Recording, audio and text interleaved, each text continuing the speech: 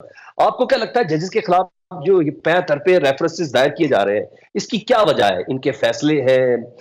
ان کے ریمارکس ہیں، یہ جو مداخلت کی نشاندہی کرتے ہیں یہ ہے، یا کوئی تحقیقات ہونی چاہیے، یا آپ سمجھ رہے ہیں کہ کوئی دم نہیں ہے ان ریفرنسز میں؟ بسم اللہ الرحمن الرحیم ایاک نعبد و ایاک نستعین۔ دیکھیں، اس طرح ہے کہ پاکستان میں ایک بہت عرصے سے پاکستان میں لا اینڈ آرڈر جو ہے نا، یا دوسرے لفظوں میں دا رول آف لا، وہ بعض خاص لوگوں کے لیے، ہر ایک کے لیے نہیں ہے۔ مطلب rule of law, let's put like this, جو عام عوام ہے نا ان کے اوپر یہ ساری چیزیں لاگو ہوتی ہے، چوری کرو گے تو یہ ہوگا، فلانا کرو گے، اور ایک طبقہ ہے جو کہ سب کچھ کر سکتا ہے لیکن اس کے اوپر لا نہیں ہوتے کیونکہ وہ لا سے اوپر ہے۔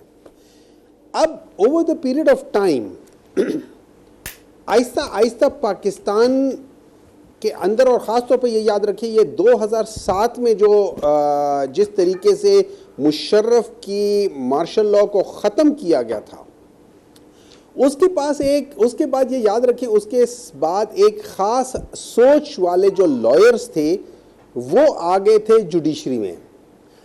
اب یہ بابر ستار صاحب کو اگر آپ دیکھیں، اور ان کے اگر آپ جس زمانے میں یہ ایز ایکسپرٹ پینل آیا کرتے تھے، ان کی جو سوچ ہوتی تھی وہ پی ٹی آئی کی سوچ کے خلاف ہی ہوتی تھی، یا ان کو پی ٹی آئی کی بعض باتیں صحیح نہیں لگتی تھی، تو ان کا اس سے تعلق نہیں تھا کہ پی ٹی آئی، لیکن یہ ایک آزاد سوچ والے انسان تھے۔ اسی طریقے سے باقی بھی آپ دیکھ لیں، اس میں اطہر من اللہ کو دیکھ لیں، اس میں باقی لوگوں کو دیکھ لیں، یہ ایک خاص جو سوچ جوڈیشری میں آ گئی تھی، اور خالی جوڈیشری میں نہیں، ہر جگہ پہ یہ آ رہی تھی۔ اب ان کے لیے مسئلہ یہ ہو گیا کہ ان کو چاہیے، یا پاکستان میں ایسے ججز چاہیے جو کہ ذوالفقار علی بھٹو کو عدالتی قتل کر سکیں۔ پاکستان میں ایسی ہمیں سوچ چاہیے، عدلیہ چاہیے کہ جو کہ جب وہ کہیں کہ بیٹھ جاؤ تو آپ بیٹھ جاؤ، جب وہ کہیں کہ آپ کھڑے ہو جاؤ تو آپ کھڑے ہو جاؤ۔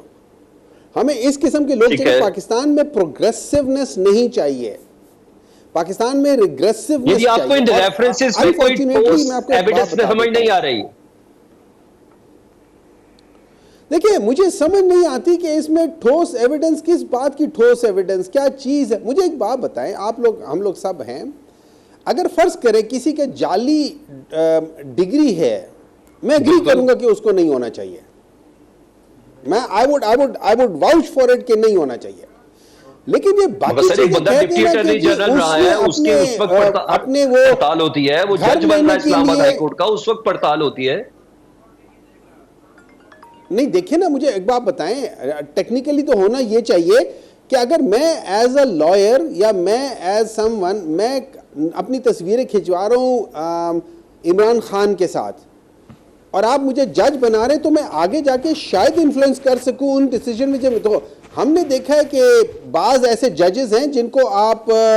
بنا رہے ہیں، چیف جسٹس بھی بنا رہے ہیں، جن کو آپ پروموٹ بھی کر رہے ہیں، اور ان کے پولیٹیکل جو لوگ ہیں ان کے ساتھ ان کے قریب کے رابطے بھی ہیں۔ اچھا، دوسرا، میں شاید اس کو بھی اتنا برا نہ مانوں، at the end of the day آپ کی ججمنٹ جو ہے نا وہ پتہ چلنی شروع ہو جاتی، کیا ہے، ہر ایک نے اپنا جواب دینا ہے، لیکن یہ کہہ دینا کہ یار ڈاکٹر ہمایوں نے اپنا انفلوئنس استعمال کیا گھر کو ملانے کے لیے، اس قسم کی چیزوں پہ اگر آپ کرنا شروع کر دو گے، پاکستان میں، مجھے ایک بات بتائیں، پاکستان میں کوئی انسان سیدھے طریقے سے چل سکتا ہے؟ کوئی کام جو میرا جائز کام ہے وہ بغیر سفارش کے، یا بغیر انفلوئنس کے، یا بغیر رشوت کے ہو سکتا ہے؟